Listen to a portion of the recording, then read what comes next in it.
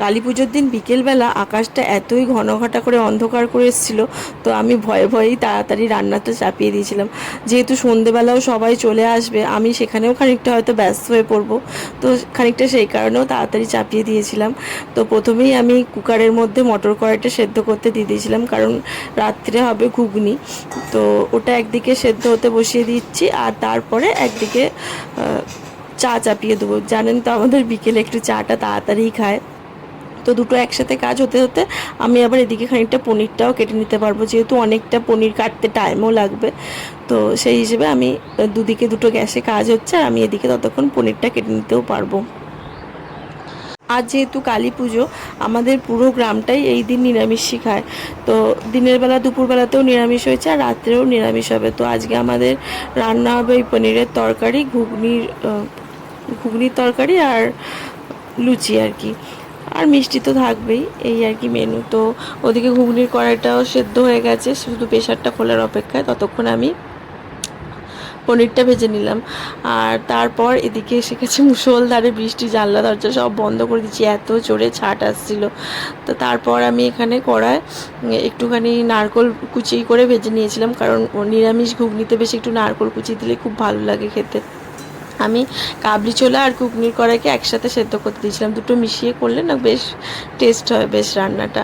এদিকে আমাদের ঘর পরিপূর্ণ হয়ে গেছে, সমস্ত কুটুম এসে গেছে, মানে মায়েরা, দুই দিদি, ওদিকে দিদি ভাইরাও চলে এসেছে। আর আমার এদিকে রান্নাও অনেকটা এগিয়ে গেছে। এদিকে দিদিভাই এসেই রান্নাঘরে ঢুকে পড়েছে। দিদিভাই এখানে লুচিগুলো সব ভাজছে, ওদিকে ছোটো কাকিমণি মা ওরা লুচি বেলে দিচ্ছে, আর দিদিভাই লুচি ভাজছে। আর এদিকে পনিরের তরকারিটাও হয়েই এসছে, ঝোলটা ফুটে উঠলে আমি পনিরগুলো দিয়ে নামিয়ে দেবো।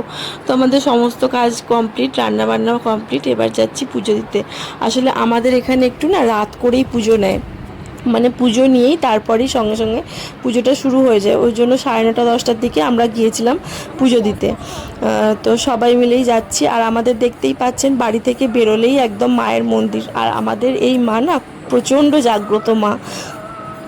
তো সবাই মিলেই যাচ্ছি, আর এই দিনটার অপেক্ষায় আমরা খুব থাকি, যেহেতু বাড়ির পাশেই পুজো। খুব ভালো লাগে এই যে আমাদের মা। আর এত সুন্দর করে প্রত্যেক বছর এই রজনীগন্ধা ফুলের মালা দিয়ে মায়ের মন্দির আর মাকে সাজানো হয়, মানে দেখেও ভালো লাগে। আর এই যেটা হচ্ছে আমার বড় দিদি, আর এটা ছোট দিদি। মোটামুটি যারা আমার ভিডিও দেখেন তারা তো জানেনই। আর এইদিকে সবাই মোটামুটি বসে আছে, ওদিকে কীর্তন হচ্ছে। তো এখন বাজে প্রায় 12টা 12:30 মতন।